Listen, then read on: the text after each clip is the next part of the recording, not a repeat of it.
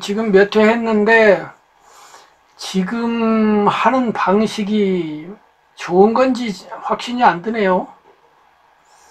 좀 너무 어렵기도 하고, 길기도 하고. 이제 저는 어차피 이제 책을 지금 이 교재를 네. 처음부터 이제 끝까지 한번 뭐 뗀다고 해야 할까 그런 생각으로 임하고 있는데 네. 그렇기 때문에 지금 말씀하시는 교수님 입장에서 하시는 거를 어떤 형태로든 뭐 따라가는 데는 문제가 없어요. 네. 근데 지금 이 제품은 아니고 이 이제 그 영상 콘텐츠 네. 이거에 대한 1차 소비자는 저하고 또 지금 여기에 참여하신 다른 분들일 것이고 그 다음에 이제 2차 소위 이제 소비자 2차 소비자는 유튜브를 신청하는 그 시청자가 되겠죠. 그분들이 어떨지 모르겠어요. 그분들한테는 굉장히 어렵죠. 네. 그러니까 그분들까지는 고려하지 말고, 전에도 여러 번 얘기했었죠. 많이 펴려고 생각하지 맙시다라고요. 그래서 그게 이제 이른바 소승, 소승의 생각인데, 제 스타일도 그렇고, 이치도 그런 것 같아요.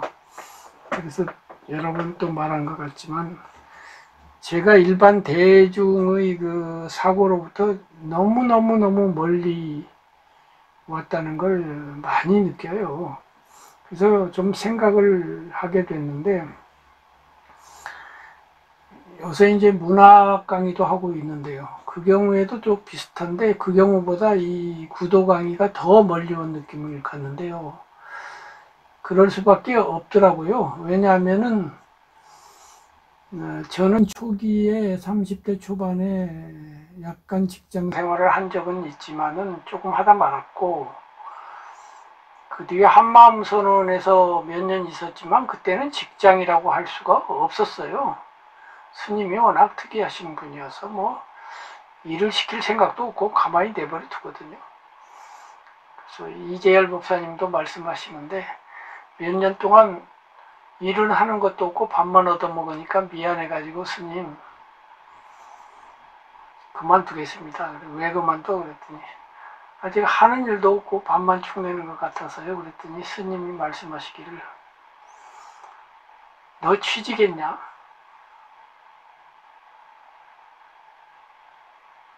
그게 부처님 법은 그런 게 아니여. 하루 종일 놀아도 일을 하는 도리가 있거든. 근데 하루 종일 일을 하는데 일을 하나도 안 하는 도리가 있어요. 네가 여기 와서 이렇게 있다는 거는 밥은 먹을 만하니까 온 거고. 그러니까 그런 생각은 아예 하들 말아라 라고 했다는 말을 들었어요. 그러면 참 도인의 말씀이죠.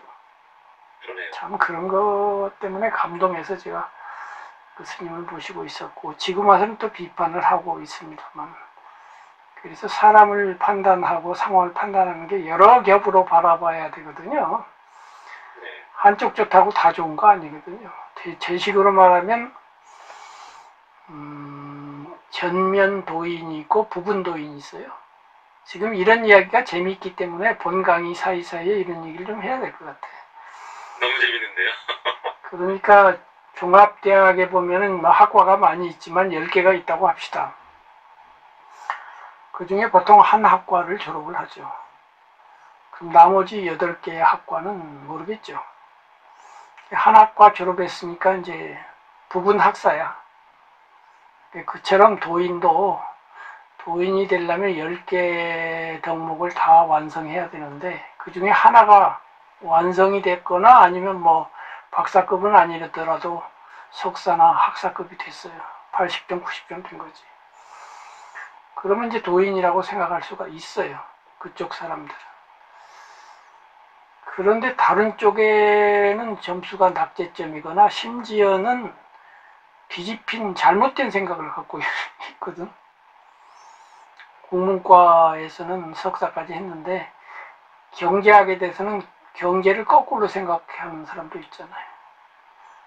그래서 뭐 지금 같으면 자유시장 경제 중심의 사고가 아니고 무슨 전체주의 사고를 가질 수도 있고 이렇게 된단 말이죠. 그래서 많은 분들이 그 점에서 스승을 잘못 판단하는 걸 제가 근래에도 계속 보고 있어요. 계속 보고 있습니다. 근데 사람은 자기 성향대로 가거든요. 그러니까 금은방에 가면 금은만 있고 채소가게 가면 채소만 있듯이 자기 성향이 금은이면 금은방으로 가게 돼 있어요. 다시 말해서 10개 학과 중에서 내가 문학에 관심이 많으니까 국문과 갔을 거 아니에요. 그래서 그쪽 공부를 계속 하다 보면 세상에서 국문과가 제일 중요한 것처럼 생각할 수가 있고요. 그걸 기준 삼아 판단할 수가 있어요. 예를 들면 지난번에 이제 송순현 원장님이 반농담으로 도인 대회를 한번 개최합시다. 그런 말을 했어요. 도인 대회. 그래서 전국의 자칭 타칭 도인들을 모아서 대회를 한번 해봅시다. 그러면서 우리가 도인 심사위원이라고 생각하고 도인을 어떻게 판정할까요? 그러더라고요.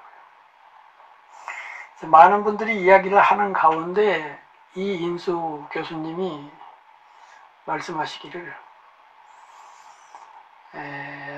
당신도 젊어서는 뭐 이론적으로 따지고 이런 거 좋아하고 그랬는데 나이 들어보니까 그 이론 말짱 헛일이고 이론 가지고 도인 될 수는 없고 사람이 된 사람이어야 되는데 그 된 사람이 어떤 사람이냐, 그 옆에 가면 편안하고 마음이 이렇게 너그럽고 이렇게 그런 사람, 하여튼 뭐 그런 식으로 여러 가지 표현을 했는데 뭐 하여튼 그런 분이 도인이 아니겠느냐 이렇게 또 말씀하시고, 또 한 분은 자기 경험을 얘기하더라고요. 어느 때 강원도 사시는데 시골 가서 일을 보고 밤늦게 캄캄한 밤에 돌아오고 있었는데 그 강원도 산길을 홀로 걸어가는 노인을 만났대요. 그래서 지금 마을까지가 굉장히 먼데 어떻게 걸어가려고 그러지? 하고서 세워가지고 혹시 마을로 가십니까? 가시면 제가 태워드릴까요? 그러니까 고개를 끄덕끄덕 말을 안 하더래요. 그래서 태워드렸대요. 그래서 가는 동안 뭐 한 30분이든 뭐 40분이든 간에 아무 말씀을 안 하고 그냥 앉아만 있는 거야. 그리고 내려드렸는데 역시 한두 마디는 했겠죠. 어디까지 가느냐 뭐 이런 말은 했겠지만 그 이상 다른 대화는 안 했는데 그렇게 마음이 편하더래요.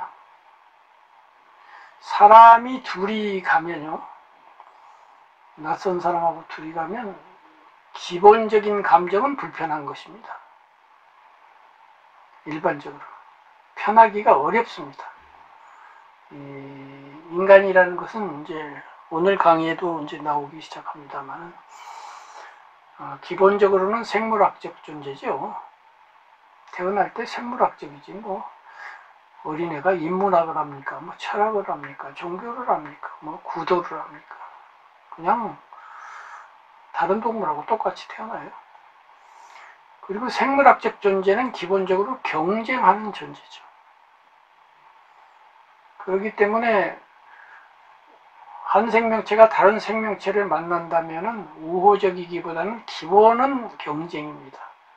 그래서 낯선 사람하고 만나면 경쟁을 한다고 굳이 내세우지는 않더라도 불편해지는 것입니다.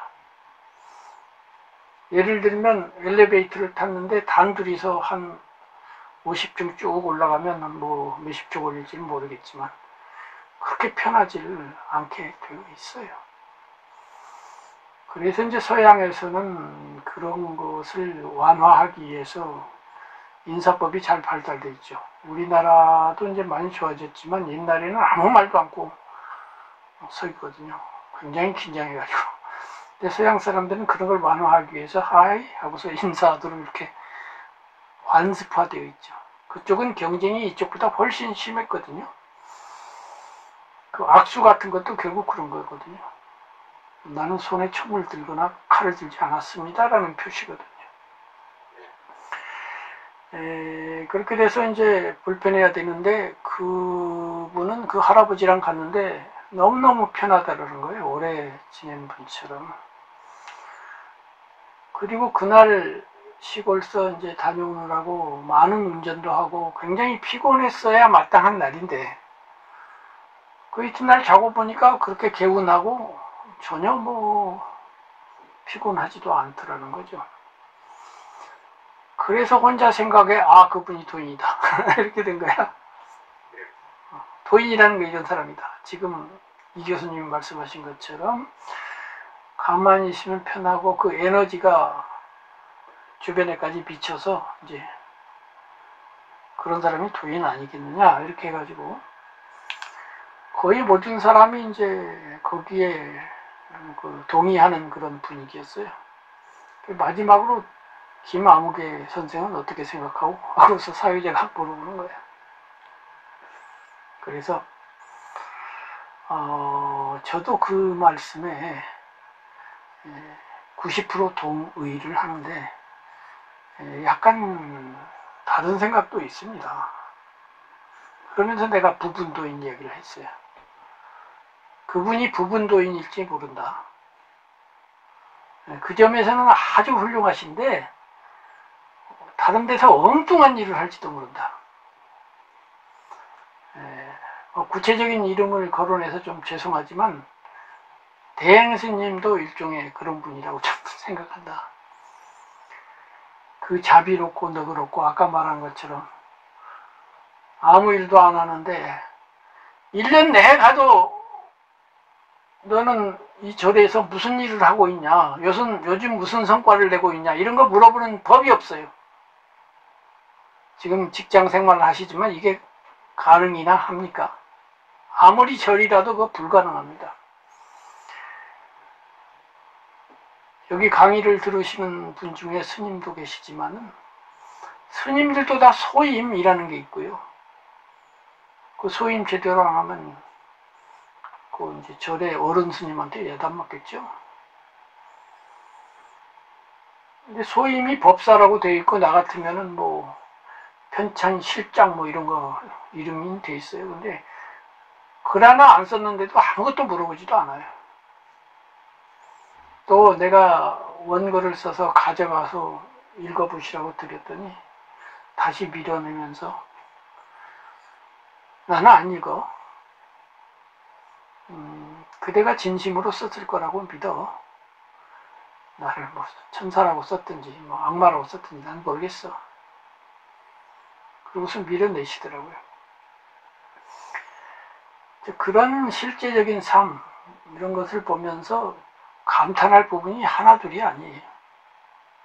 온 세상이 당신 중심이거든요. 남에게 끌려간다는 건 상상할 수 없어요. 그러니까 엄청난 이 인력을 가지고 있죠. 딱 아침 9시 반 10시에 나와서 대중을 상대하는 자리에 딱 앉으면 점심 먹을 때를 빼고는 저녁 5시까지 꼼짝 않고 그 자리에만 앉아 있어요. 한 달 30일 중에서 외출하는 날은 하루, 많으면 이틀이에요. 외출이라는 걸 안 해요. 네가 와야지 내가 왜 가냐 이런 주의예요. 남에게 일체 부탁한다는 게 없어요. 남에게 일체 저자세라는 게 없어요. 부탁한다는 건 저자세인데 굶으면 죽지. 왜 달라고 그래? 왜? 죽으면 되잖아. 이거야.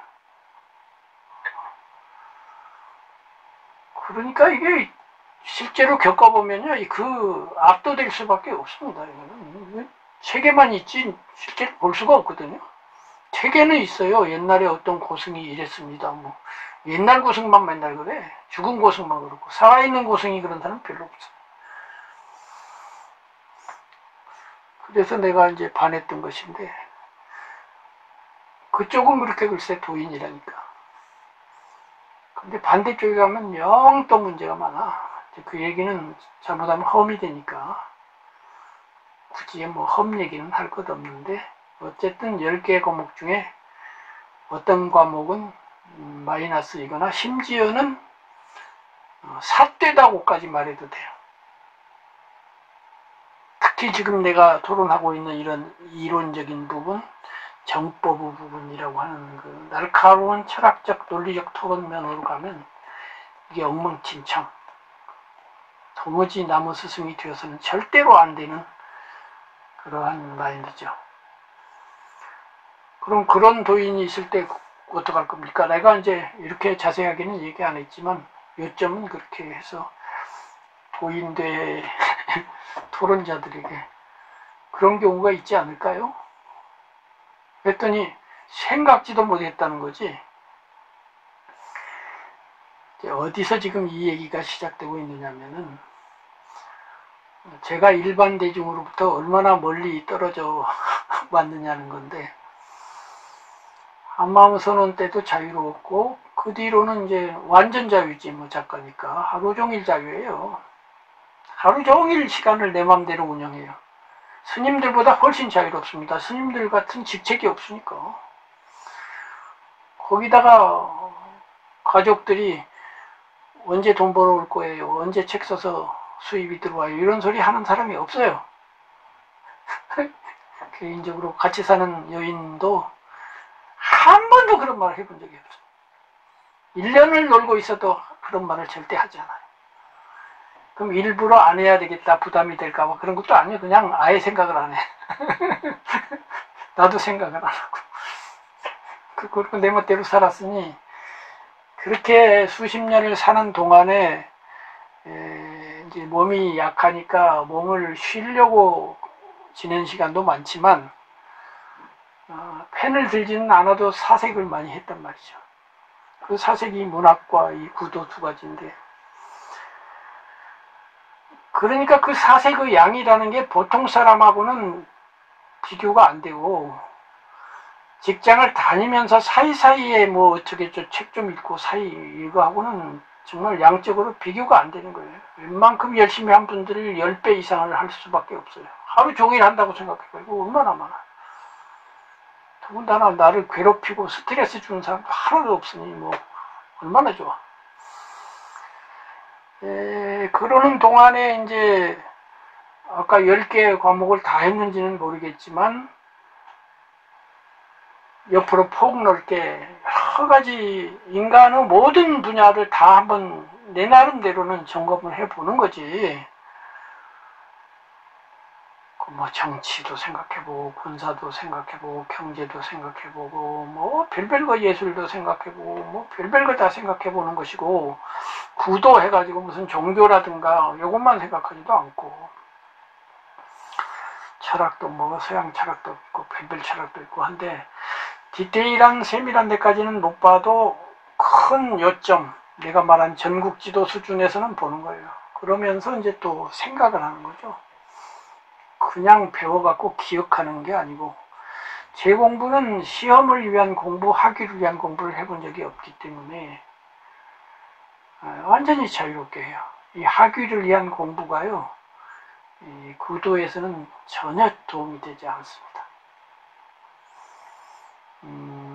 얼마 전에 한 달, 2달 전에 한 스님을 만났는데, 그분도 막 구도 열심히 하고 제 책도 다 읽었다고 그러면서 만나자고 해서 만났는데, 그분이 도저히 불교가 뭔지 길을 못 찾아가지고 동국대 선학과에 들어갔대요. 그래서 이리저리 해서 왔습니다. 이제 왜 오셨습니까 해서 그렇게 교수님한테 말을 했더니, 교수님이 말씀하시기를, 그러면 잘못 찾아오셨습니다. 선학과는 선을 학문적으로 연구해갖고 박사하겠다는 데예요.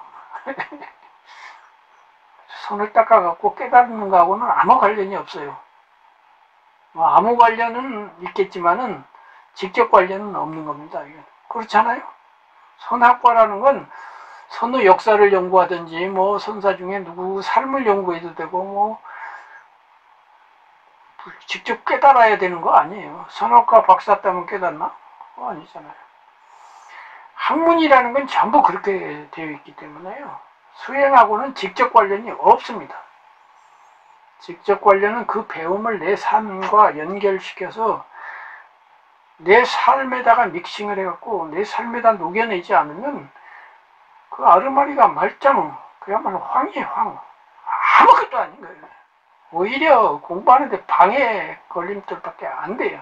이른바 그게 아르마리지. 그래서 수행 지도하시는 스승들은 실참을 강조를 하지만 이번에는 그 실참도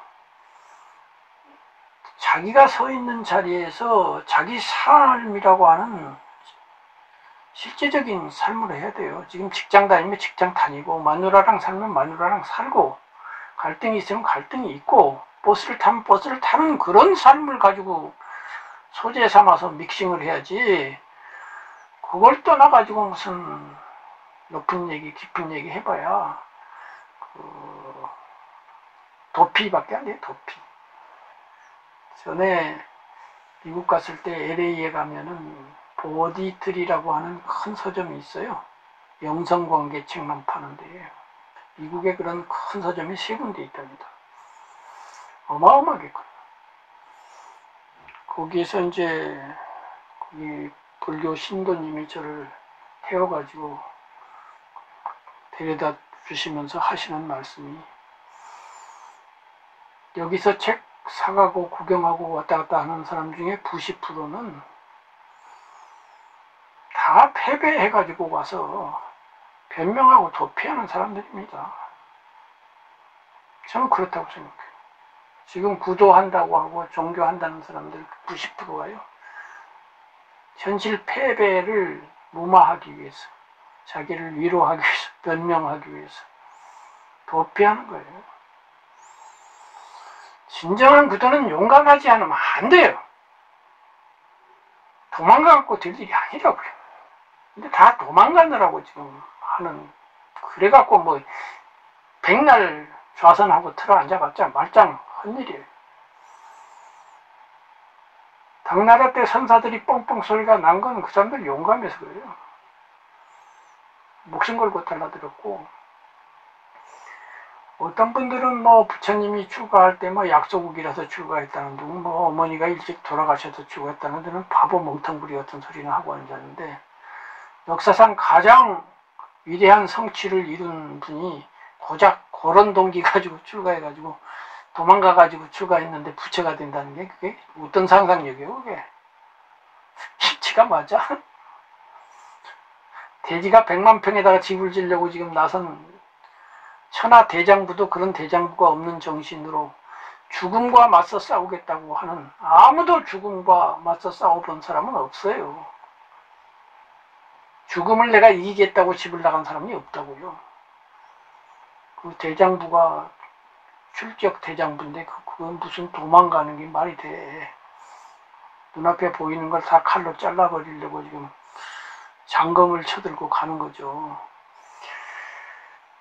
이게 사설 같은 이야기겠지만 이왕 사설로 빠졌으니까 이제 요번에 제가 그 세 분 공유하는 거기다가 시 한 편 올린 거 보셨나 모르겠는데 할공이라는 한시를 하나 지어가지고 올렸어요. 네, 봤습니다. 거기에도 제가 썼습니다만은 성순현 선생이 저보고 자꾸 호를 하나 지라고 그래요. 근데 무슨 호입니까? 계속 지래. 그냥 김정빈 작가님 이렇게 불기가 뭐하니까 호를 하나 치래요. 본인이 이제 봄날이라고 호를 쳤어요. 제가 성격이 좀 유하고 부드러운 편인데 그래서 제 성격에 맞는 이름을 짓는 것도 좋겠지만은 부족한 거를 보충하는 게 좋겠다 해가지고 용감한 시를 하나 지어보자 해가지고 할공 해서 허공을 벤다 이렇게 해가지고 지은 건데 어색하긴 해요. 저하고 안 맞으니까. 근데 그것을 제가 짓게 된 또 하나의 동기가 있는데 제가 피천득 선생님의 수필을 너무너무 좋아하고, 그래서 그분은 또 인품도 훌륭하시니까. 근데 그분의 스승이 누구냐면 도산 안창호예요. 상해에서 공부할 때 도산이 한국인들의, 청년들의 정신적 스승이었거든요. 그분의 제자격인 분이 이제 춘원 이광수. 그다음에 이광수하고 피천득 선생님은 거의 형제처럼 지내서 3년간 하숙을 같이 하기도 하고, 금아라고 하는 호도 이광수 선생이 지어준 거예요. 그리고 피 선생님이 이야기해 준 것 가지고 소설로 쓰기도 하고 그랬대요. 그 사랑방 손님과 어머니의 그 어머니가 피 선생님 어머니가 모델입니다.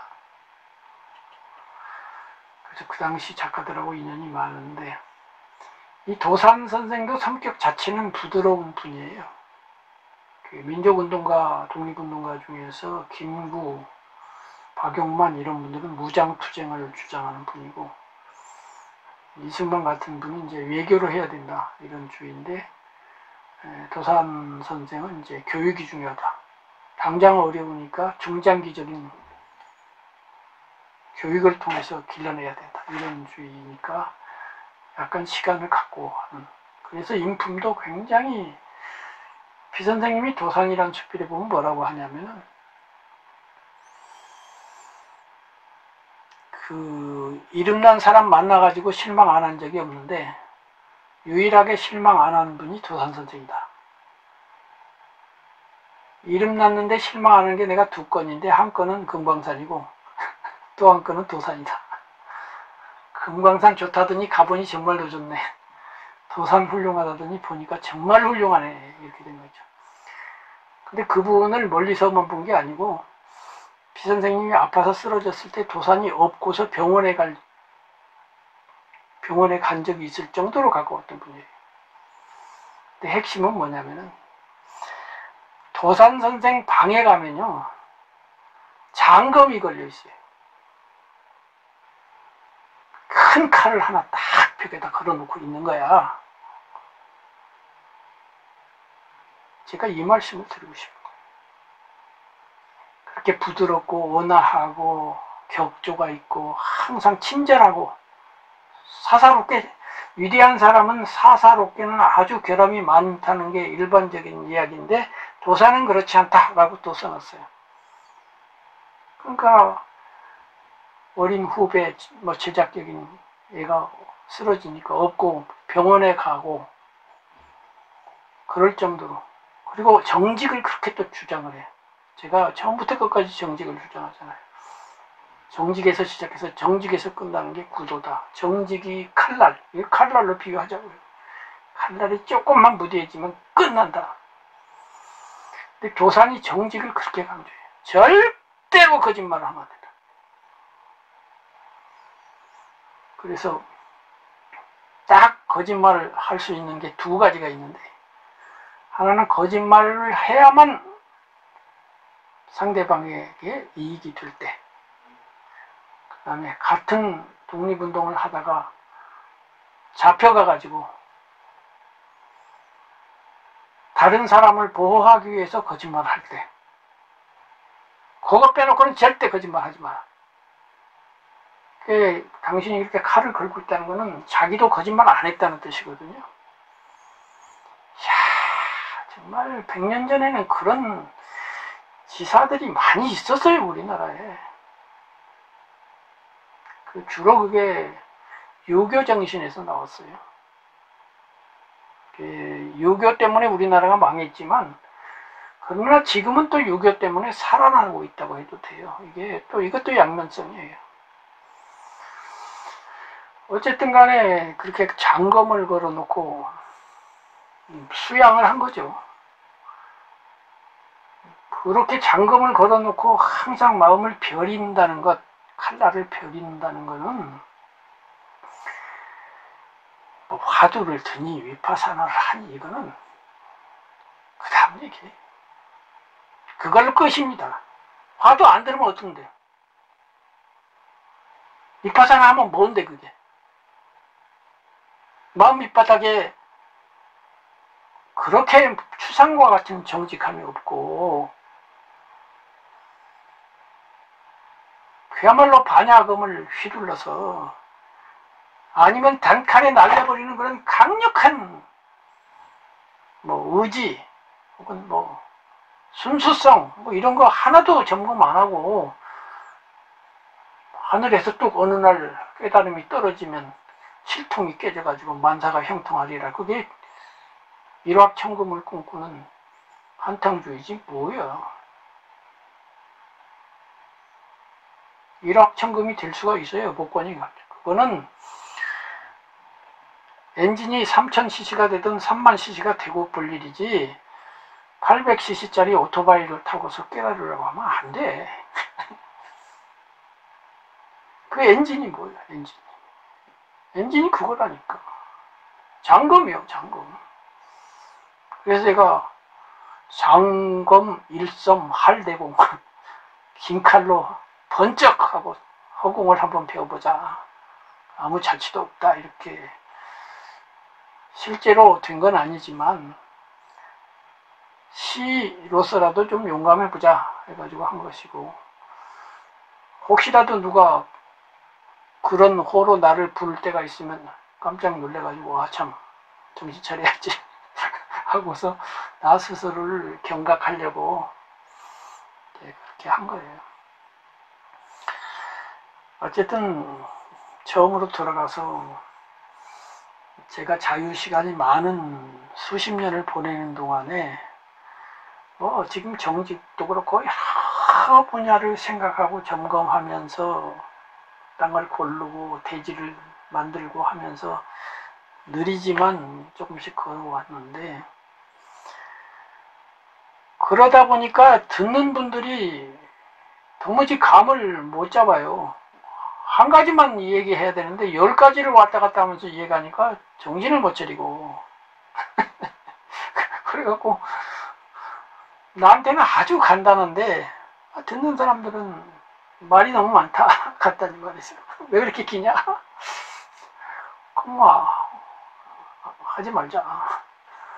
뭐 어차피 못 알아듣는 거고 나 혼자를 위해서 했지 누가 내가 나를 위해서 남을 위해서 한 것도 아니고 진실이 뭔지 알고 싶어서 한 것이고 그나마라도 나는 나아가고 싶어서 한 거니까 굳이 뭐 내가 얘기할 필요가 없고 그래서 여태까지 얘기를 안 했던 것인데 이제 우리 안 선생님이 혼자라도 듣겠다 해가지고 이제 하는 거예요.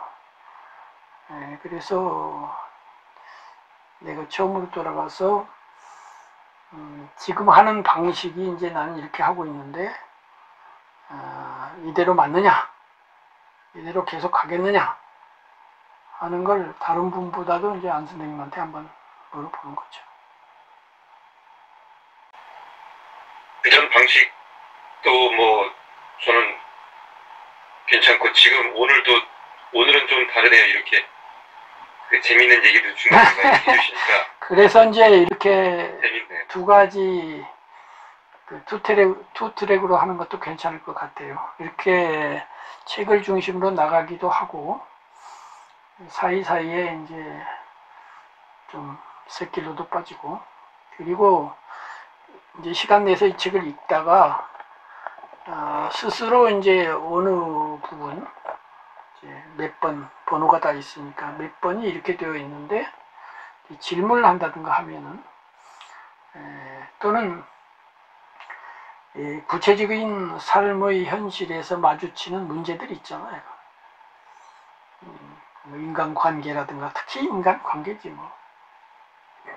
그 다음에 뭐 경제 같은 것도 마찬가지예요. 뭐 경제학도 공부하고 계시지만은 경제학을 경제학으로서 다루는 것도 있겠지만 경제라는 것도 심리하고 관계가 있고 뭐든지 도하고 관계없는 건 없거든요.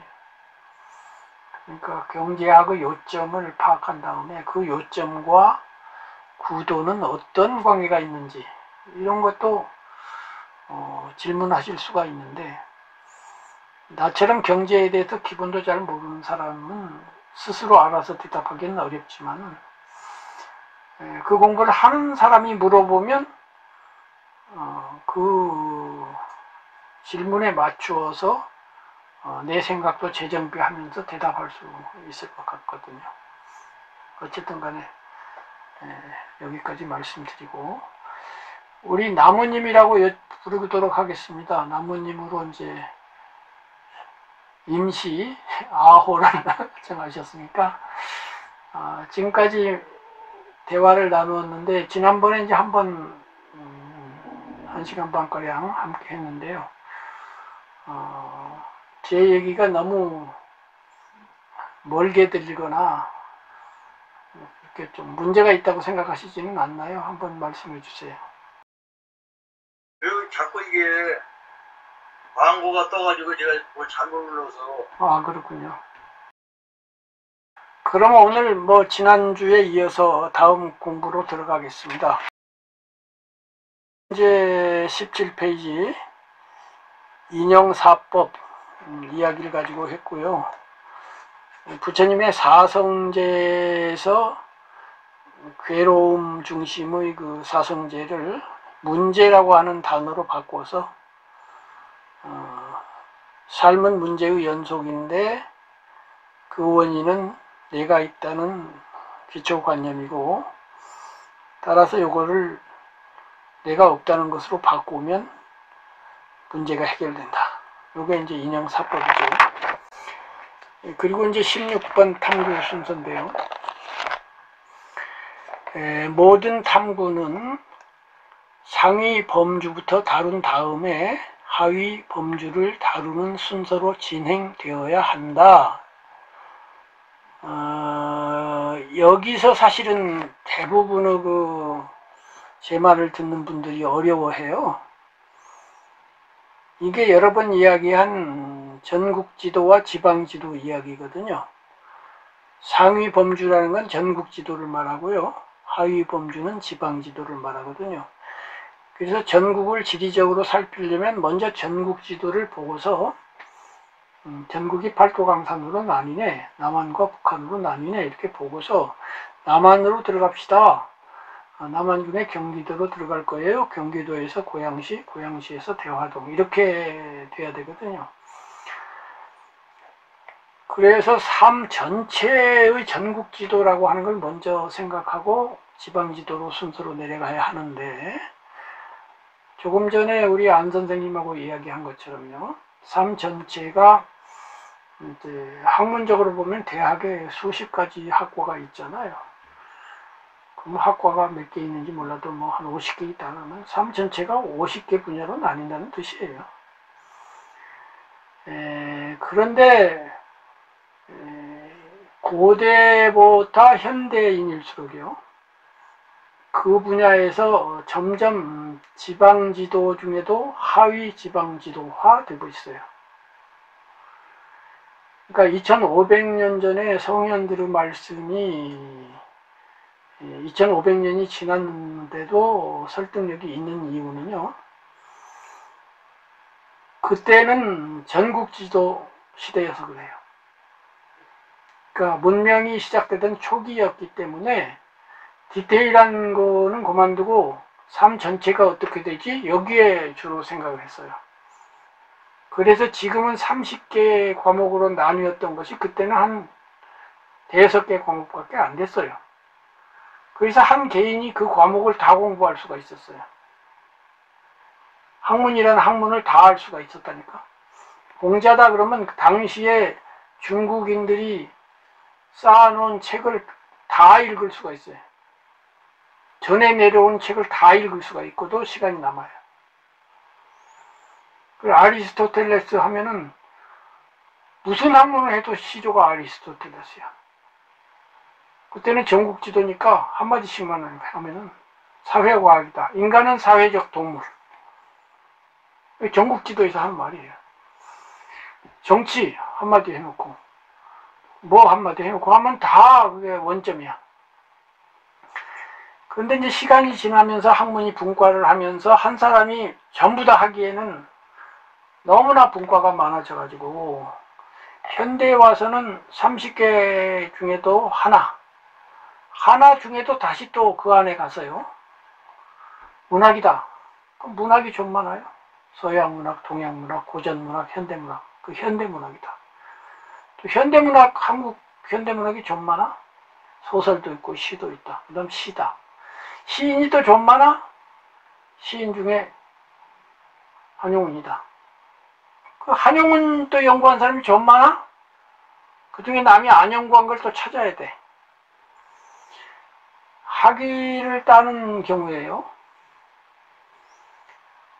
인기 있는 한용운이라든가 김서월이라든가 무슨 윤동주라든가 이런 양반들을 연구해서 학위를 쓰려면요, 논문을 쓰려면요, 제일 먼저 해야 되는 건 내 논문 주제가 이미 어떤 사람이 먼저 연구를 해버린 것이 아닐까 하고 조사를 해야 되잖아요. 그러니까 세계적인 작가인 괴테라든가 셰익스피어쯤 되고 나면요, 도무지 새로운 주제를 찾아낼 수가 없을 만큼 연구 논문이 쌓이고 쌓여 있어요. 수많은 편의 연구가 있어가지고 도무지 이걸 새로 찾아낼 도리가 없을 만큼 많습니다. 그렇게 해서 마지막에 한 주제를 가지고 한용운에 대해서 쓴들 전체 문학에 비하면은 1000분의 1도 안 되고요, 10,000분의 1도 안 돼요. 문학 자체가 전체 지금 삶에서 차지하는 비중이 50분의 1도 안 되는데, 그 안에 가가지고 다시 10,000분의 1이 되고 나면 나무로 치면요, 큰 가지에서 작은 가지, 작은 가지에서 또 작은 가지, 또 작은 가지 하다가 이파리 안에서 연맥, 연맥에도 이렇게 분자단이 점점 확장해가지고 참 나무 이파리 끄트머리 가가지고 눈꽃만큼 연구하고 박사 그러는 거예요. 그게 넓을박자 박사요. 원래 박사가 넓을박자 박사거든. 넓을박자면은 나무 전체를 다루어야 넓을박 아니야? 얇을박자 박사 아니야? 세사 아니야? 가늘 세자 세사 아니면 작을 숫자 소사지.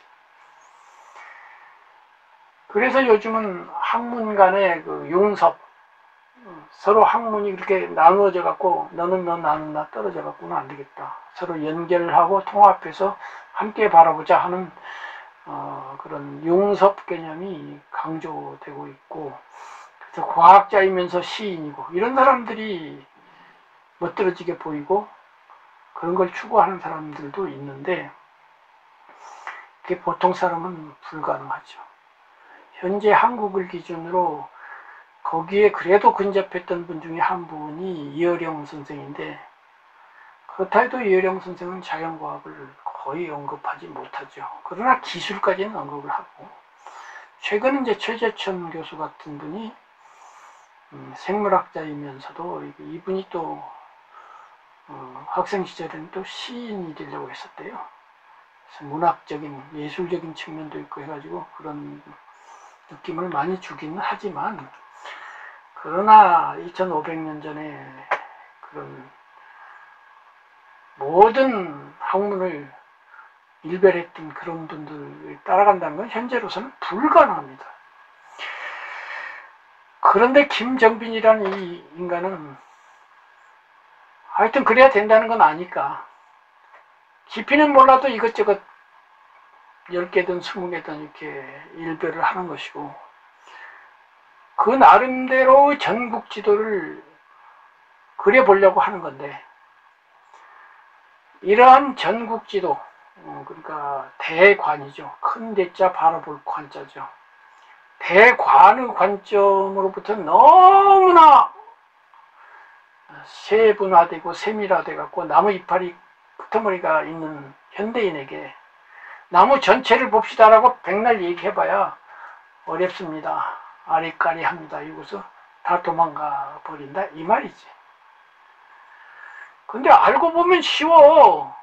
조금만 들어보면 쉬운데 그것이 잘 안 돼요. 그래서 지금 탐구 순서를 제가 한 줄 가지고 길게 얘기했는데, 상위 범주, 전국 지도 범주부터 다루고 그 다음에 순서로 내려가야지. 나무 이파리 붙잡고 백날 얘기해봐야 안 되고, 저 뭐 경상도 포항에서 시작하든지 뭐 전라도 전주에서 시작해가지고 여기가 서울입니다 이렇게 하는 사람 많거든. 그렇게 갖고는 안 된다. 이게 이제 저의 생각이에요. 그래서 즉 내가 최종적으로 도달한 불교를 다루기 위해서는 지금 우리는 불교 공부하려고 뭐 했죠. 근데 불교라는 게 전국 지도 아니에요. 삶의 전국이 아니에요. 삶이라고 하는 전국 중에서 한 파트예요. 도도 아니에요. 그건 안 돼.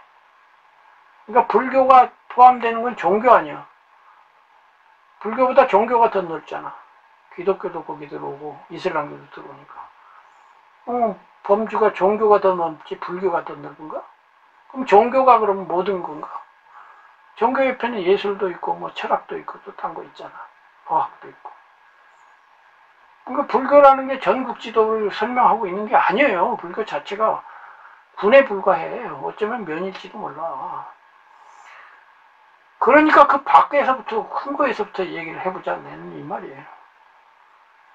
처음으로 돌아가서 우리 나무님은 이제 처음에는 안 들으셨으니까. 그런데 혹시 모르죠. 제가 올린 영상을 보셨나 모르겠지만 맨 처음에 제가 학문 네 분야 얘기했었잖아요. 자연과학, 인문학, 예술, 종교 이렇게 할 때 1만 평짜리 운동장에 3가지가 있고 그 안에 동그라미가 하나 있는데 그게 종교다 이렇게 됐잖아요. 그러면 그게 100평인지 500평인지 몰라도 종교라는 것 자체가 삶 전체에서 일부에 지나지 않는 거예요. 그 중에 불교만 있는 것도 아니고 다른 종교가 있잖아요. 그러니까 맨 먼저 그 삶의 전체 1만 평부터 얘기를 해보자 이런 얘기예요. 그래서 즉 내가 최종적으로 도달한 불교 그 1만 평 중에서 100평짜리 내가 불교를 들어왔는데 거기에 도달을 했어요. 그걸 말하기 위해서는 그에 앞서서 불교보다 큰 범주인 종교를 말을 해야 되고 그 종교를 이해하기 위해서는 그보다 큰 범주인 인간의 모든 활동이라고 하는 전국 지도를 이해를 해야 하고 인간의 모든 활동이 무엇인지를 이해하기 위해서는 그보다 큰 범주인 인간은 무엇인가? 이걸 한번 생각을 해봐야 된다. 이게 이제 탐구 순서고요. 그런 면에서 이제 17번으로 넘어가면 기초욕구. 인간이 무엇인가를 지금 이제 말을 해보는 거예요. 이하, 인간, 괄호치고 나예요.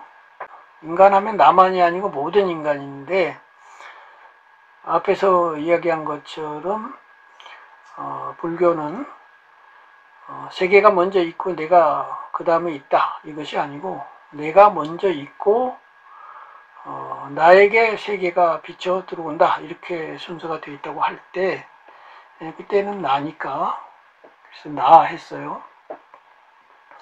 나는 또 인간이니까 인간의 모든 활동 나에서 출발해서 인간의 모든 활동 인간의 모든 활동이 이제 전국 지도죠. 종교 이게 이제 전국 지도 중에서 경기도요. 불교 경기도 중에서 고양시인 거예요. 불교는 고양시밖에 안 돼요. 순으로 인간을 바라본다 이렇게 됐어요. 그래서 이제 인간이 무엇이냐 이걸 얘기를 해야 되는데 역시 우리는 나예요. 나는 사람이다. 사람은 생물학적 존재이며 생존이라는 기본적인 욕구를 갖고 있다. 뭐 불교 보살도 깨달음 심오함 이런 거 그만두고 그건 나중 얘기예요. 우선은 출발점에서 보면 생물학적 존재다. 그 생물이라고 하는 것은 생존하려고 하는 기본 욕구를 갖고 있다. 이걸 부정할 사람이 없어요. 나중에 가서 살신성인 해가지고 나를 죽여서 인을 이룬다는 둥 형제를 위해서 내 목숨을 바친다는 둥 무슨 나와 너가 둘이 아니라는 둥 이런 소리 하지만은 그건 나중이고 순서를 잘 잡아야죠. 실마리를 잡아야 되는 거예요. 처음부터 그런 얘기하면 안 돼요. 인간이 태어날 때 무슨 철학 갖고 태어나지 않아요. 태어나면서 나무아미 탑을 이런 아기도 없고요. 할렐루야 하는 아기도 없어요. 심지어는 한국인으로도 안 태어나고 미국인으로도 안 태어나요. 그냥 애기로 태어나요. 자라면서 한국인이 되는 거예요. 한국말 배우면서. 그냥 생명 덩어리로 태어나는 거예요. 그래서 여기서는 생물학을 얘기해놨던 거예요. 생물로 태어나니까. 그래서 부도라고 하는 게 무슨 따로 떨어진 게 아니고, 제가 아까 말한 모든 학문을 다 관통하면서 생각을 해야 된다는 게 이거예요. 여기서는 이제 생물학 갖고 얘기를 해야 돼요. 그러면 생각의 입장에서 볼 때, 특히 이제 다윈의 진화론이 여기서 중요하죠. 그래서 모든 생물은 기본적으로 욕구를 가지고 있죠. 뭔가가 바라는 것이 있죠. 그런데 생물의 기본 욕구가 두 가지죠. 하나는 생존욕이고 또 하나는 번식욕이에요. 근데 번식욕은 생존욕과 동격이 아닌 것 같아요. 내가 볼 때는 격이 낮아.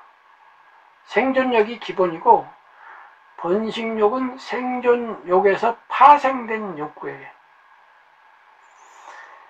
그 번식이라고 하는 건요, 이제 성욕으로 주로 나타나는데, 또는 자기 자식을 사랑하는 마음으로 나타나죠. 그런데 그 자식을 퍼뜨린다는 것은 생물학적으로 보면 이제 유전자를 퍼뜨리는 건데요.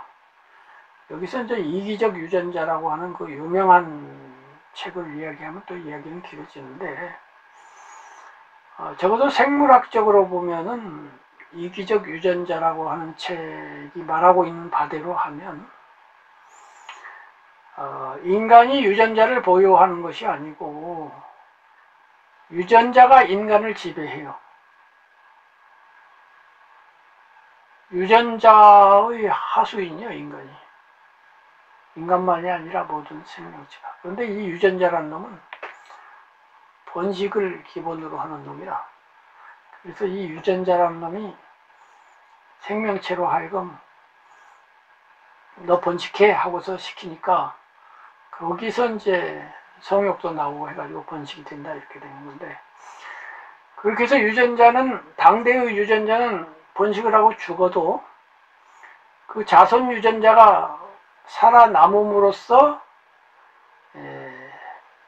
간접적인 생존을 성취해요. 나는 죽어도 내 자식이 삶으로 나도 사는 거나 마찬가지다, 뭐 이렇게 되는 거야. 이것이 사실은 중국에서 지내온 대를 잇는다는 거하고 제사 지내는 게 그거예요. 나는 죽어도 자식이 대를 잇는다는 말은 내가 반은 사는 거나 마찬가지다, 이런 거예요. 간단히 말해서. 자식은 나를 대신해서 살아주는 사람인 거지.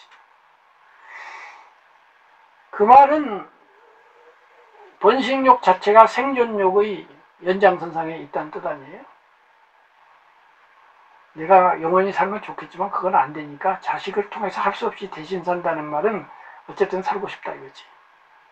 요렇게라도 제대로는 못 살아도 그렇게라도 살아보자. 또 다른 관점에서 사람이 사는 게 하나 있는데, 그게 호랑이는 죽어서 가죽을 남기고 사람은 죽어서 이름을 남긴다는 말이 그거예요. 나는 죽지만 이름이 남으니까 나는 그래도 아주 죽은 건 아니야, 뭐 이렇게 되는 거지. 간접적으로 생존을 하는 셈 치는 거지.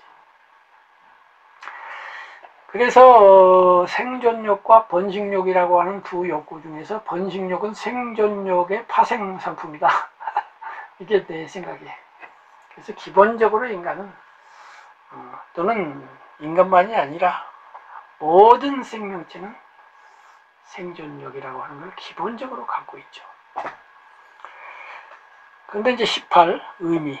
그러나 이제 여기까지는 이제 생물학적으로 인간과 모든 생명체, 아메바라든가 곤충이라든가 또는 뭐 바이러스균까지를 포함해서 모든 생명체를 말한 건데, 사람이 좀 특별한 생물체란 말이에요.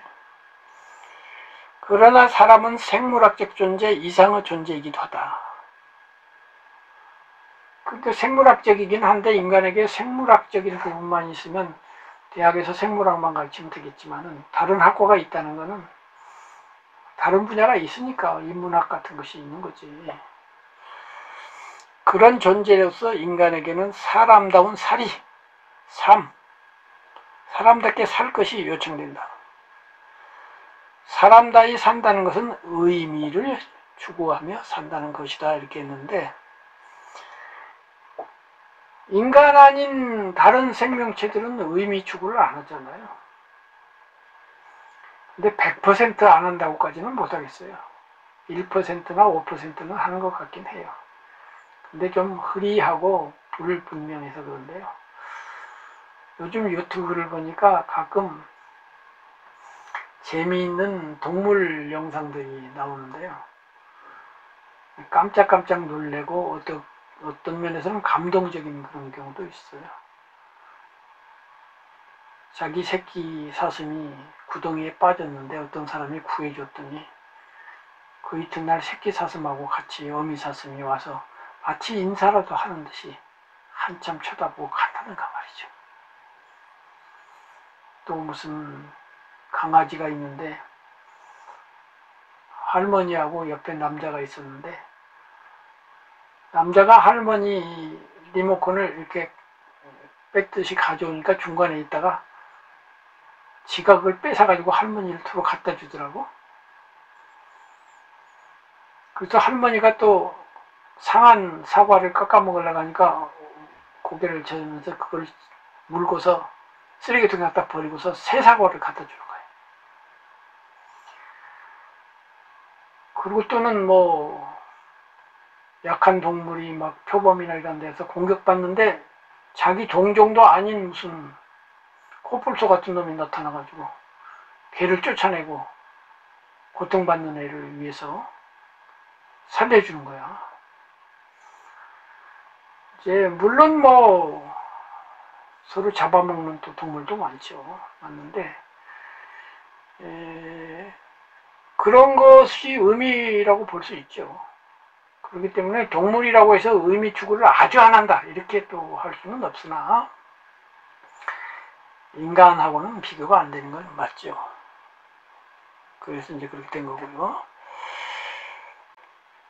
밑에 이제 각주에 보면요, 이제 14번 의미는 죽음, 존재, 행복과 함께 인간의 궁극 관심사, 괄호치고 심층 관심사 중의 하나이다.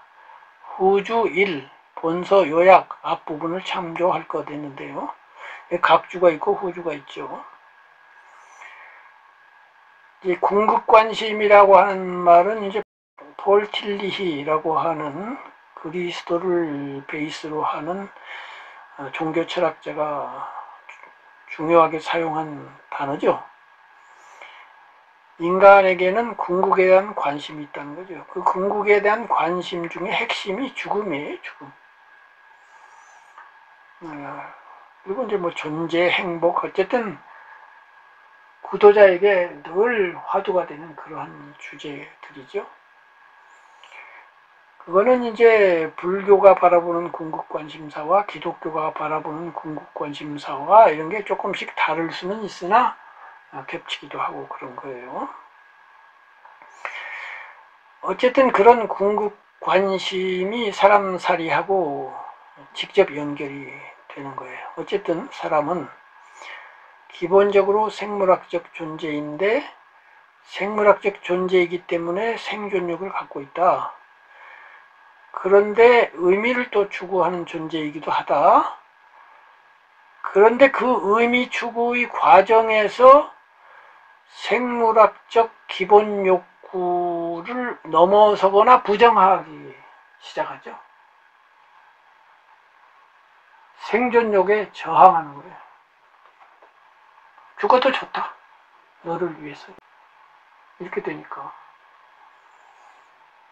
이것이 일반 동물에게도 아주 없다고는 할 수 없으나 거의 찾아볼 수 없고, 정말 고귀한 인간에게서 나타나는 특별한 위대함이고 숭고함이죠. 이렇게 되는 거예요. 그래서 이제 사람살이로 넘어가서 19번 철학과 종교. 인간의 많은 활동 분야 중 지금 말씀드린 것처럼 삶을 구성하는 수많은 학문이 있다고 그랬잖아요. 그런 걸 딱 횡렬로 세워놓고 보니까 철학과 종교만이 사람다운 살이를 다룬다. 뭐 경제라든가 무슨 생물학이라든가 과학기술이라든가 이런 거는 사람다운 살이하고 직접은 관련이 없죠. 근데 철학과 종교라고 하는 두 인간 영역에서 사람다운 살이가 뭐냐, 어떡할 거냐 하고서 다룬다 이거죠. 철학과 종교는 각기 다르기도 하고 서로 중첩되기도 한다. 겹치는 면이 있죠. 그런데 또 다르죠. 종교에도 철학 부분이 있고 철학에도 종교적인 면이 있다. 이는 사람다이 사는 삶을 논하기 위해서는 철학과 종교를 모두 다루어야 함을 의미한다. 그 다음에 이제 20번 도인데요. 길도자 도예요. 우리가 구도를 하잖아요. 그 구도라고 할 때 도죠. 사람살이가 이제 도라는 말로도 바뀌어서 쓰이니까, 동북아시아 전통은 사람다운 살이를 도를 중심으로 논의해왔다. 동북아시아만이 아니라 세계의 모든 문명권에서도 도라는 말은 인간다운 삶의 길이라는 의미로 사용되었다. 도가 원래 길이라는 말이잖아요. 16번 각주에 보면 도 하고서 후주사 도를 참조할 것 했는데 거기에서 자세히 제가 설명을 했습니다만 설명이 길면 후주로 넘겼어요. 두세 줄까지는 이제 각주로 넣고 몇 페이지 되는 거는 후주로 넘겼는데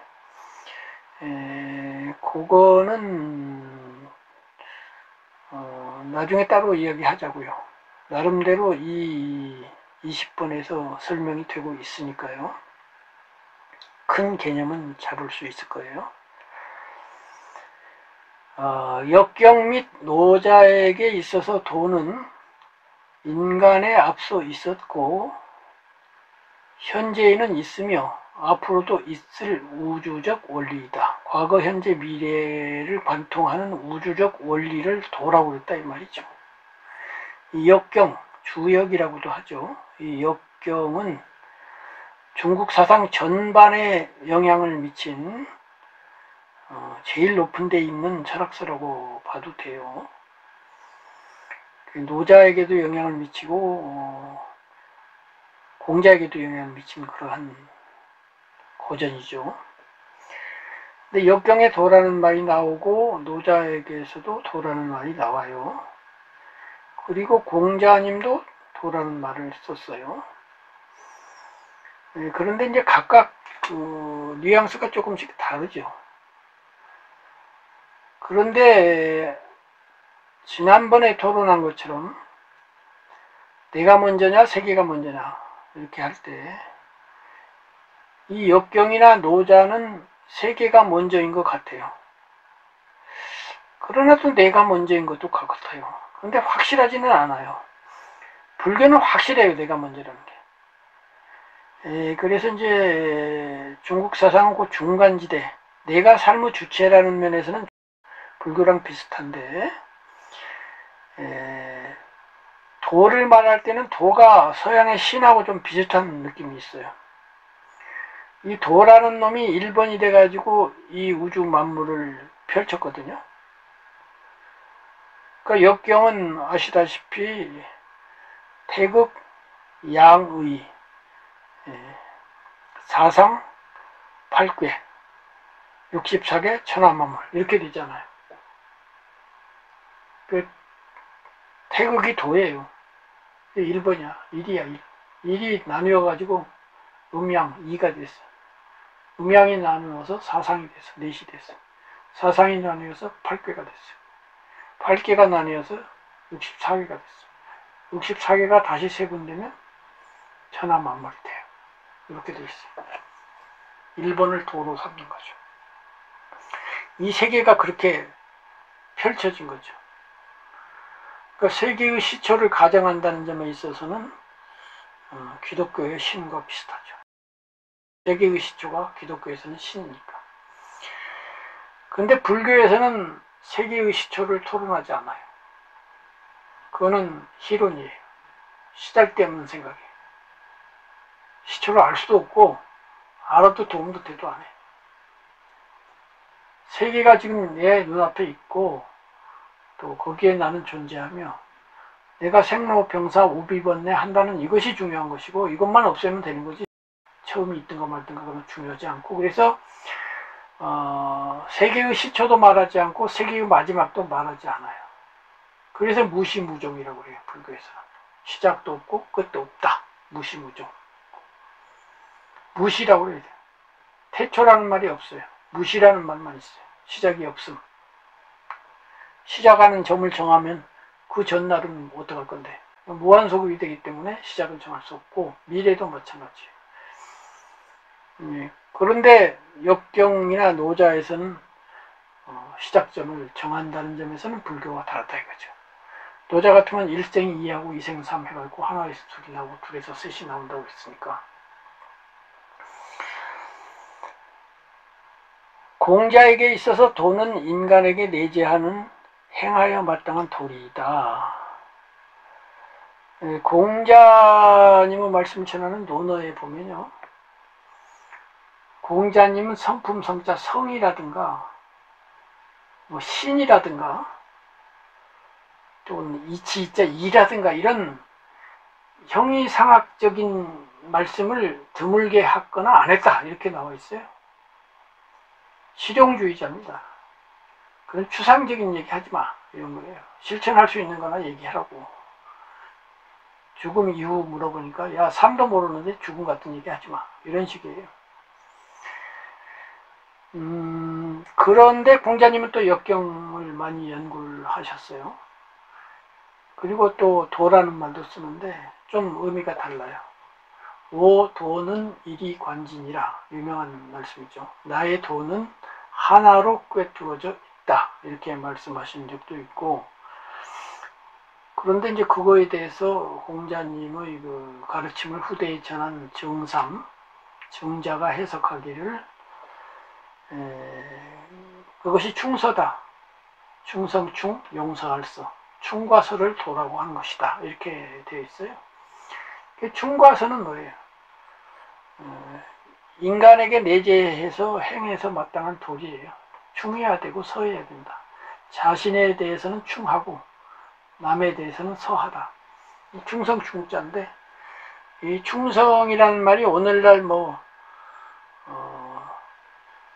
신하가 임금에게 하는 충성 이런 뜻이 아니에요. 그런 뜻은 2차적으로 생긴 뜻이고요. 가운데 중자에 마음 심자잖아요. 중자가. 가운데 마음이 충이에요. 가운데 마음이 뭐냐면 순수한 마음이에요. 순수한 마음. 그래서 충하다는 것은 자기 자신에게 정직한 것이 충이에요. 사실은. 근데 자기 자신이 육아의 입장에서 보면 마음 안에 선심이 기본이기 때문에 충한 사람은 선할 수밖에 없어요. 이제 임금에게 충성하는 것이 왜 이런 충으로 됐느냐면은 임금을 처음 모실 때의 순수한 마음을 일관되게 유지하는 것을 충성이라고 본 건데요. 나중에는 그 순수성보다는 일관성에 중점을 둬가지고 변심을 해서 다른 임금을 섬기면 충이 아닌 걸로, 충신은 불사이군, 두 임금을 섬기지 않는다 그랬는데, 원의로 가면 궁예같이 나쁜 짓을 하면 충하다가 더 좋은 임금이 있으면 그걸로 가는 게 충이에요. 순수성에서는 그게 맞잖아요. 일관성이 중요한 게 아니에요. 처음에 좋은 사람인 줄 알았는데 나중에 보니까 나쁜 놈이네. 그럼 바꿔야지. 계속 유지하면 그건 되겠어요? 그거는 장세동이지. 전두환한테 계속 충성한 장세동이고, 뭐 개인적으로도 제가 한마음 선언을 떠난 것도 똑같아요. 저도 충했는데 보니까 아닌 것 같으니까 변심한 건데, 그 변심이 오히려 순수한 마음이에요. 이제 그런 문제가 있어요.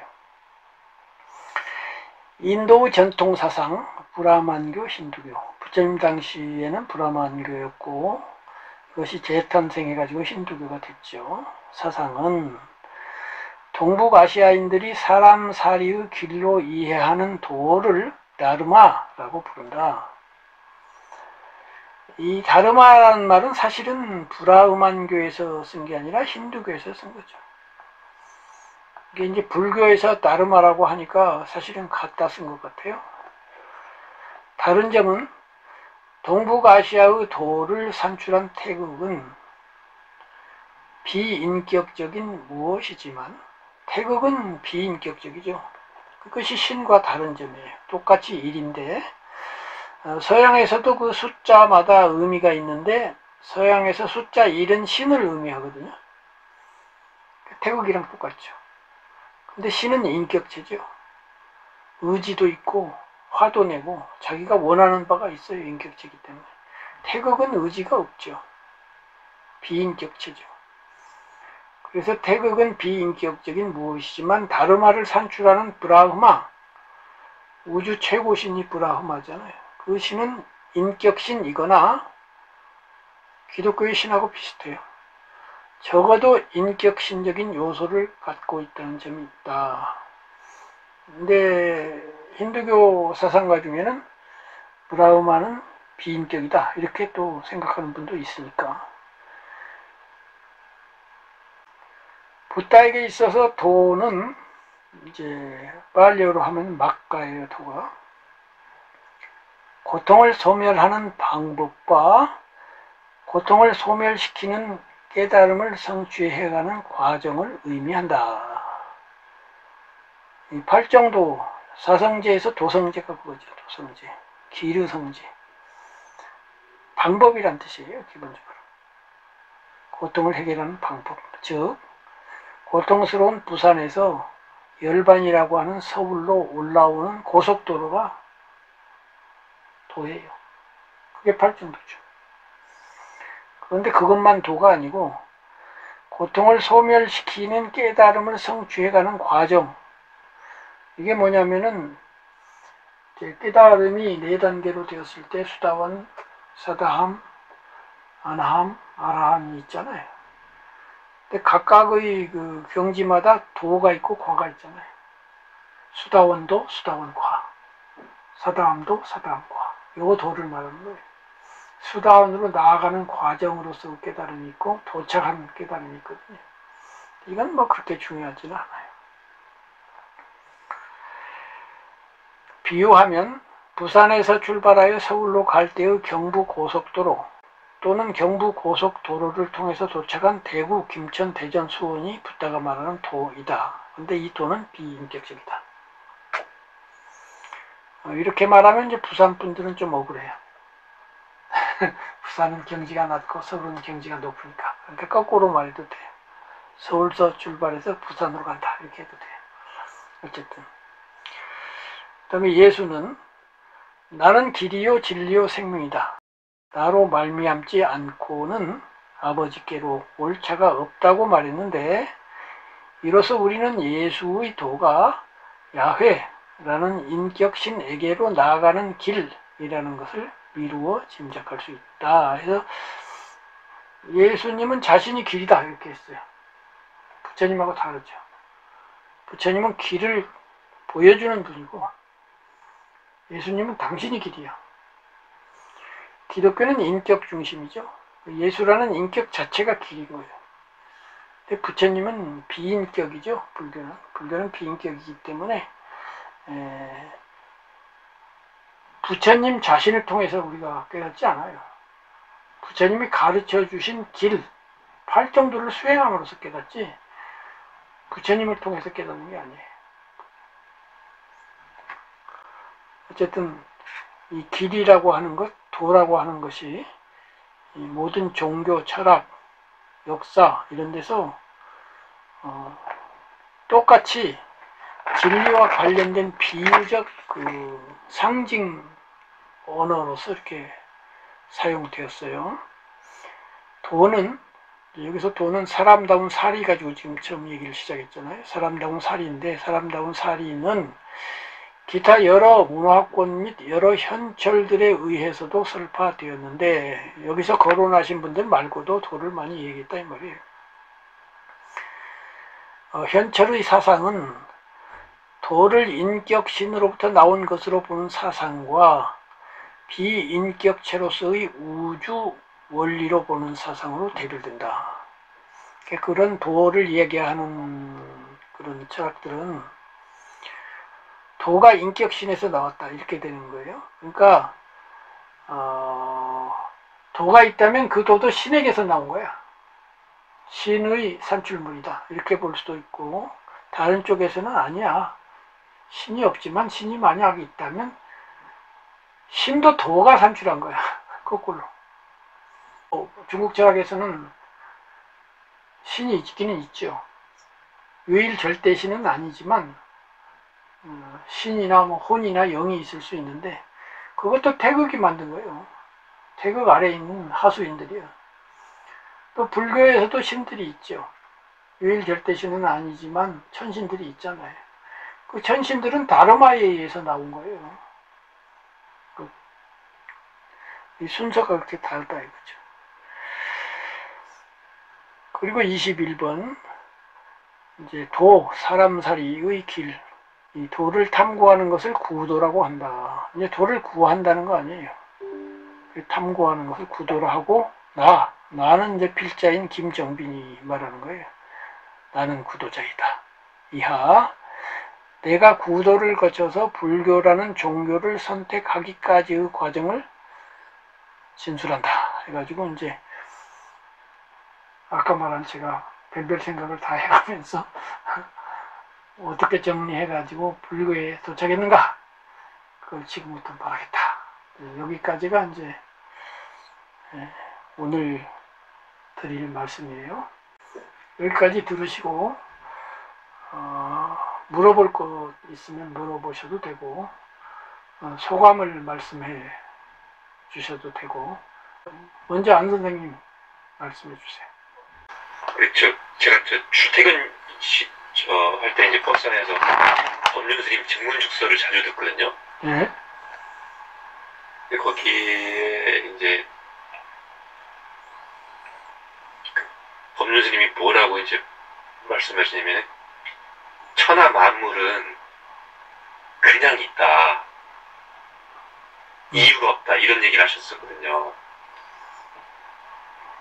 아까 전에 의미 말씀하실 때 그게 살짝 생각이 스쳤는데요. 그러니까 이 우주 만물은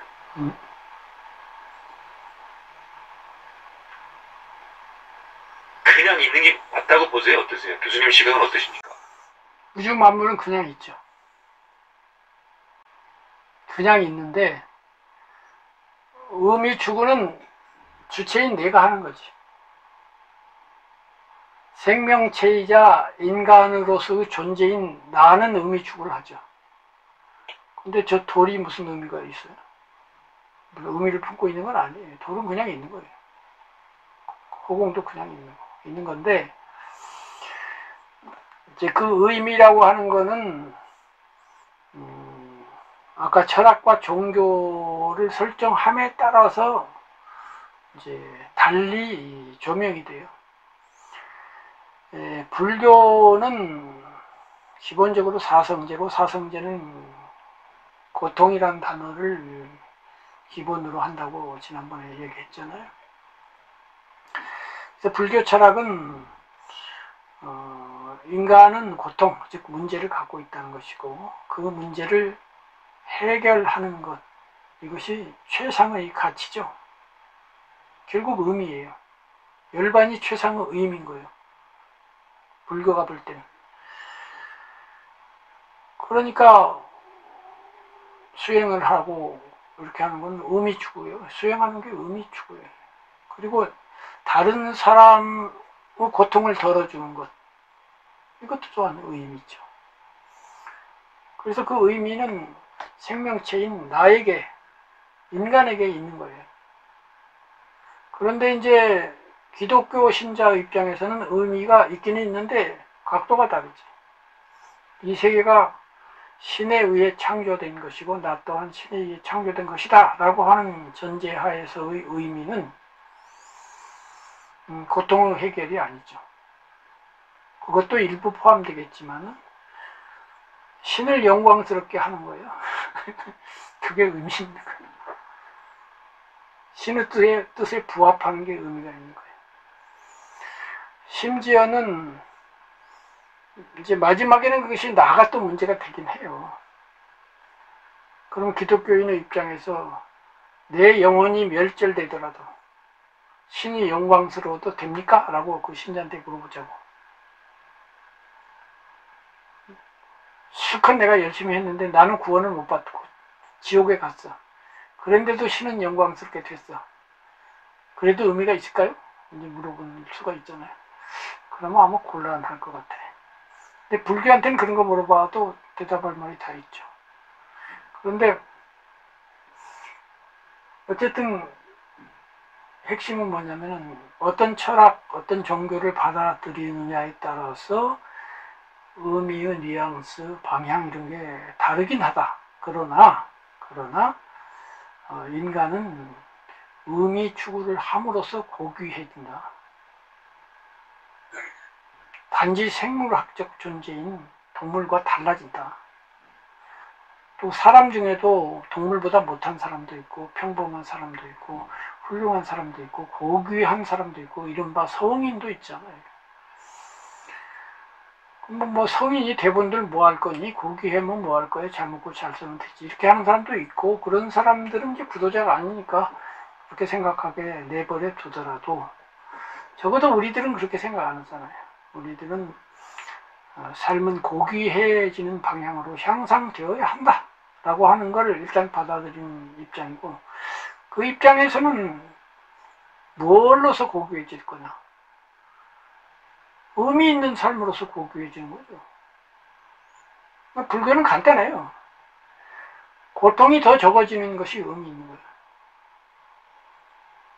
거예요. 기본적으로는 나의 고통이 적어져야 하고 나의 고통이 적어지기 위해서는 지혜를 얻어야 되고 그 지혜의 핵심은 무아인데 그 무아에 가까워지고 통달하면 통달할수록 마음은 너그러워지고 향기로워져서 본인이 원하건 원치 않던 간에 남을 위하게 돼 있어요. 나의 고통이 적어짐과 동시에 자리하면은 자비, 스스로자 이로울리 나에게 이로운데 이타가 저절로 돼. 이타를 일부러 할 필요는 없어요. 이것이 이제 저만은 아니겠지만 일반적인 사람들과 다른 독특한 관점인데요. 저는 대승이라는 개념도 잘 생각해야 된다고 봐요. 보통 대승하면 남을 먼저 구제하고 나는 나중에 구제한다고 그러는데 그건 언감생심 말도 안 되는 소리예요. 남을 먼저 구제할 수 없어요. 자기를 구제하지 못한 사람은 절대 남을 구제할 수 없고 남도 같이 구렁텅이로 들어가게 돼 있어요. 선생 자격도 없는데 선생하려고 하는 거나 똑같아요. 정말로 지혜로운데 어떻게 자기가 구제가 안 될 수가 있고요. 그건 말도 안 되는 거예요. 그리고 남부터 구제한다는 것 자체가 기본적으로 될 수가 없는 일이에요. 석가모니가 언제 남부터 구제했나요? 자기 구제하려고 6년간 그러고 앉아있지 않았어요? 이제 그거는 이제 나중에 다시 한번 토론할 거니까 그거는 그렇게 하더라도 어쨌든 세상 만물 자체가 의미를 갖고 있지 않아요. 내가 고통을 해결해야 하고 문제를 해결해야 한다라고 하는 실제적 명제 앞에서 의미를 추구하는 과정에서 내 눈에 이제 의미 있게 그것이 재해석될 수는 있어요. 쌀이 저기 자라고 있어요, 곡식이. 그 곡식이 원래 나를 위해서 자랐나? 원래 곡식이 인간 먹으라고 생긴 것도 아니에요. 그냥 생겨난 거예요. 그냥 생긴 거지. 곡식이 뭐 돼지가 뭐 나를 위해서 고기를 제공하려고 돼지라는 종이 생겨난 게 아니잖아요. 그러니까 따져보면 다 무원인이에요. 무원인인데, 그러나 의미 추구하는 입장에서 볼 때 그 곡식은 나에게 고마운 의미가 있잖아요. 그렇지 않나요? 그리고 그 곡식을 못 먹는 사람에게 줄 수 있는 의미가 있잖아요. 그러니까 의미 추구하는 나에 의해서 의미가 창조되고 해석되는 거죠. 근데 어쨌거나 제 질문에 이제 약간 좀 더 이제 연장선상에서 제 질문의 의도는 뭐였냐면, 소위 이제 교수님이 가끔 말씀하시는 이른바 영성주의자들 있잖아요. 예? 우리나라에. 예? 그러면 뭐 이 우주가 어떤 그 목적을 가지고 뭐 진화해 가고 뭐 이런 얘기들이 또 뭐 일어났다 사라지고 막 그런 것들이 있었어요. 그 전에. 그러니까 이제 그런 어떤 기획 의도를 가지고 진화해 나가는 그런 것이 일부 그 긍정하시는 면도 있는 것인가, 아니면 그거는 그야말로 이제 그 사람들 하나의 주장이고 본래는 말씀드린 것처럼 이제 그냥 있고 우리가 어떻게 의미를 부여하는가에 따라 달라지냐 이거죠. 나는 후자죠. 그러니까 창조신학이라고 이제 있죠, 기독교에 보면. 그래서 지적 설계론이라고 그래가지고 이 우주가 이렇게 정교하기 위해서는 뭔가 초월적인 지적인 존재가 있어가지고, 그러니까 신이지. 그 신이 설계를 해가지고 우주가 되었으며, 그 신이 이제 어떤 고등한 세계로 인도해 나가는 뭐 과정으로서 해석을 하는 그런 건데, 근데 이제 자연과학이 발달하면서 지적 설계론이 말이 안 된다는 것은 계속 증명되고 있는 것으로 봐요. 그러면 또 그럴수록 또 그쪽에서는 그쪽대로 새로운 또 이론을 개발하니까 이거는 끝도 한도 없는 이야기는 될 거예요. 근데 여기서 그 중요한 요점은 부처님이 설정하신 고예요, 고. 제식으로 말하면 본제. 그런 뭐 형이상학적이고 뭐 머나멀고 뭐 우주 막 궁극 뭐 영원 뭐 이랬으면은 얼핏 보면 심오한 것 같은데, 부처님은 적어도 제가 생각하기에는 아주 실제적인 분입니다. 금강경에 여몽한포영이란 말이 있으니까 사람들이 부처님이 이 세상을 뭐 헛개비 같다는 둥, 꿈 같다는 둥 이렇게 봤다고 생각하지만 천만의 말씀이에요. 같다고 그랬지 꿈이라고 그러진 않았어요. 이게 힌두교와 차이점이에요. 힌두교에서는 우리의 삶이 꿈이에요. 헛거예요. 진짜는 따로 있어요. 지금 경험하는 이 피와 살을 이것이 헛거라고. 불교는 피와 살을 가진 놈이 생로병사예요. 이 사실을 절대로 떠나지 않아요. 그리고 지금 우리가 느끼는 이 번뇌, 이것이 사실로서 다루어져요. 이 번뇌를 헛거라고 그러면 안 돼요. 대부분 보면 번뇌가 헛거라고 그러거든요. 번뇌가 헛거면 너 번뇌 실컷 해봐 그러면 헛거. 아니에요. 번뇌가 사실이에요. 중요한 것은 그 번뇌라는 놈이 누누하게 말한 것처럼 내가 있다는 생각에 기초해서 그 판 위에 얹혀 있다는 거예요. 그래서 그것만 깨뜨리면 돼. 그래서 불교는 문제 또는 고통이라고 하는 요거를 해결한다는 첫 번째 명제, 요것만 딱 붙들고 있으면은 그런 형이상학 같은 것은 저 멀리 물리칠 수가 있어요.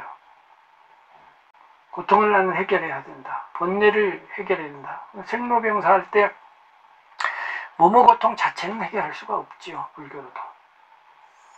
문제는 몸의 고통이 마음으로 넘어와서 번뇌가 될 때 그걸 해결하는 건데요. 안 늙을 수도 없고 안 아플 수도 없어요. 그것이 넘어와서 번뇌가 될 때가 문제가 되는 건데 이 번뇌를 해결하는 그러한 목표 하에서 그런 문제를 이렇게 살펴보면 그렇게 뭐 난해하지는 않다고 봐요.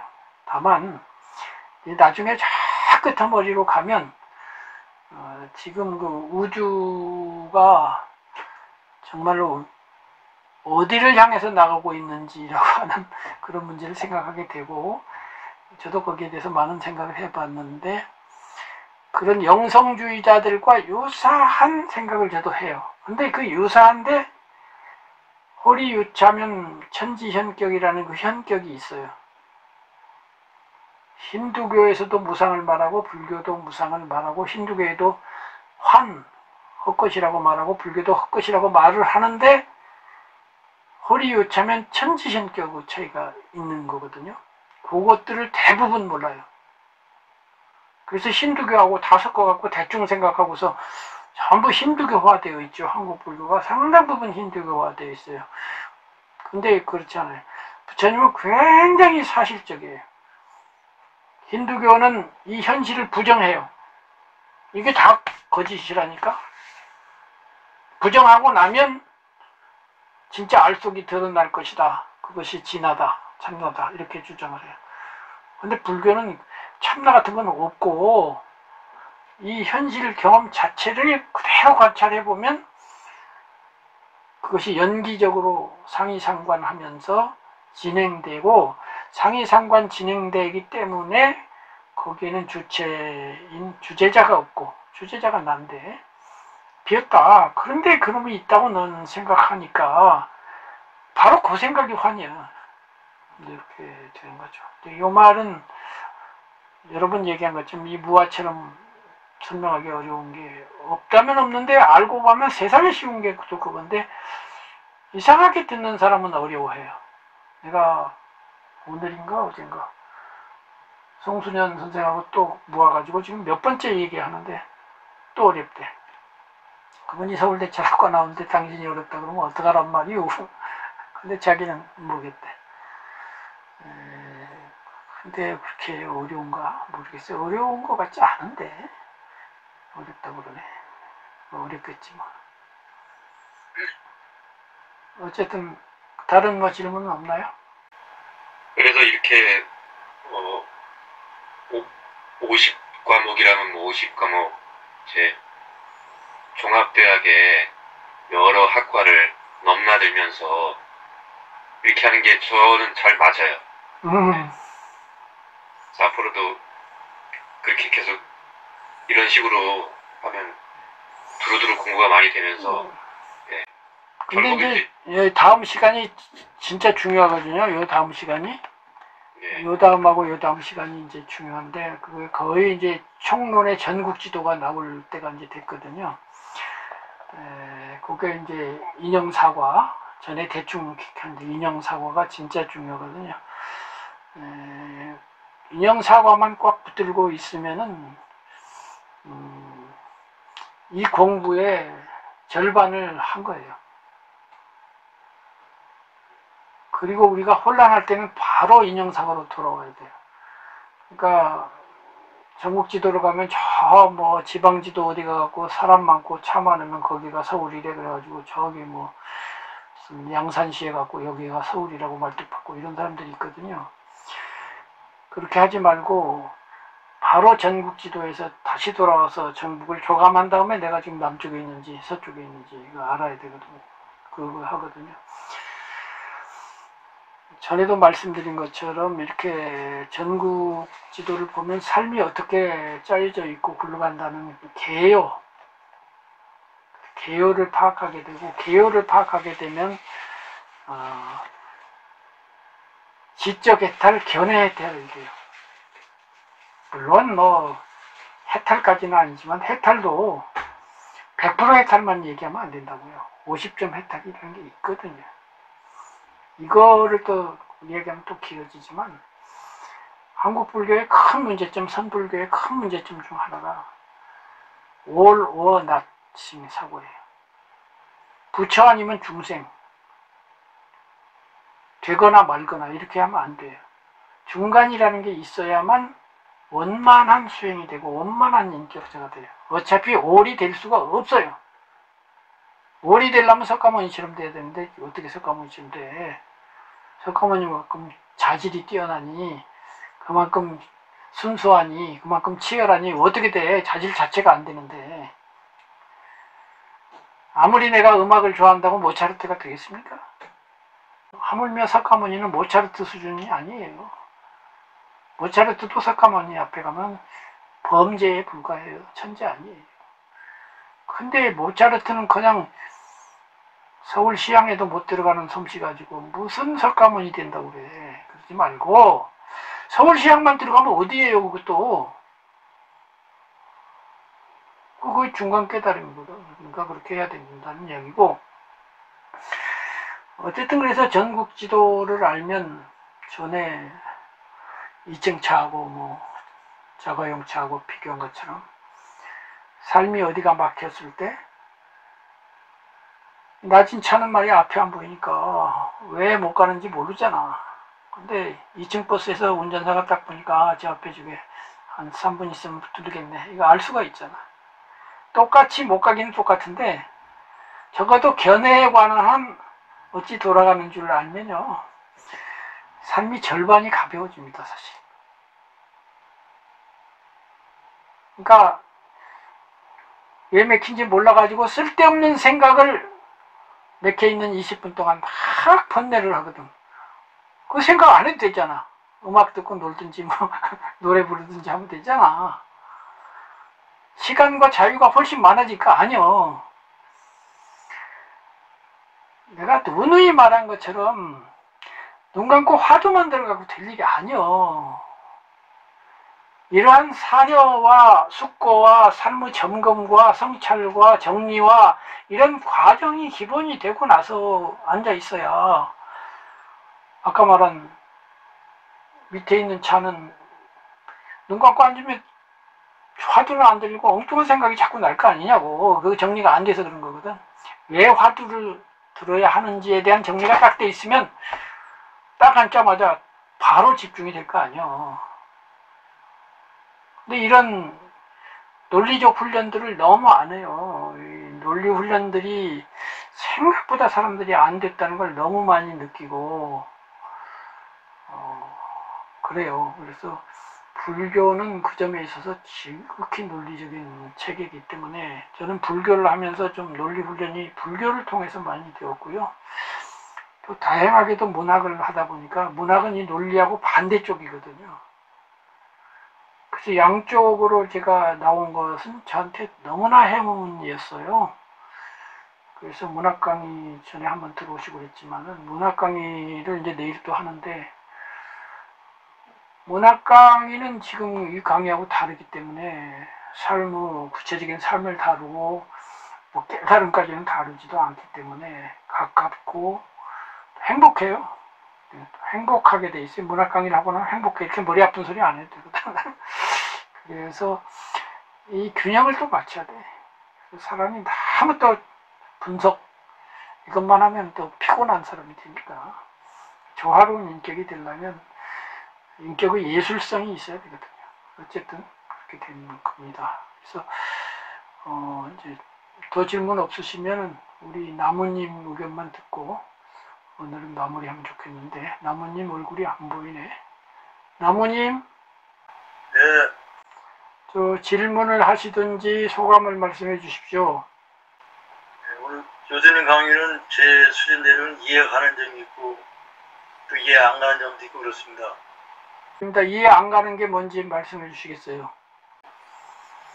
그래 이제 참여하게 된 동기는 저 1만 평에서 제가 예. 어떠한 정직과 진실 이런 문제에서 100평으로 들어오는 과정에서 100평 가서 선지식이나 그의 여러 가지 이제 짜투리 본문을 많이 듣고 제가 짜투리 인생을 또 수행을 짜투리 하는 과정에서 교수님 강의를 듣고 어떠한 그 전국 지도나 1만 평에 대한 것을 나름대로 좀 정리를 하시는 것 같은 그런 제 나름대로 거의 아마 99%는 정리해서 갖고 계시지 않은가 해서 제가 참여하게 됐습니다. 그래서 특별한 그 의미점이나 이런 거 아직 질문하기는 제가 좀 미흡한 것 같고요. 그래서 제 나름대로 짜투리를 좀 대신 적게 하면서 교수님 강의를 좀 계속 들었으면 하는 그런. 짜투리가 뭔가요? 법문이 있잖아요. 큰스님들 법문이나 네. 그에 이렇게 단편적으로 얘기하는 그런 그런 거는 교수님이 뭐 단편이면서도 짜투리 법문이라고 이렇게 한번 얘기하신 것 같은 그게 있어서. 그러니까 전국 지도 비유로 돌아가면 군단이나 면단위 이야기를 말하는 건가요? 그러니까 경기도면은 경기도에 태어났으면 경기도만 갖고 불교만 가지고 하다 보니까 그렇죠. 그런 그 속세와 출세가 되면 예, 무슨 말인지 알겠습니다. 공부가 되는 건지 맞아요. 나가서 해야 되는 건지 안에서 해야 되는 건지 해야 되는 건지 다시 1만 평에 가야 되는 건지 그런 저기에서는 교수님하고 인연이 아마 정리를 잘하고 말씀하시는 것 같아가지고 제가 동참을.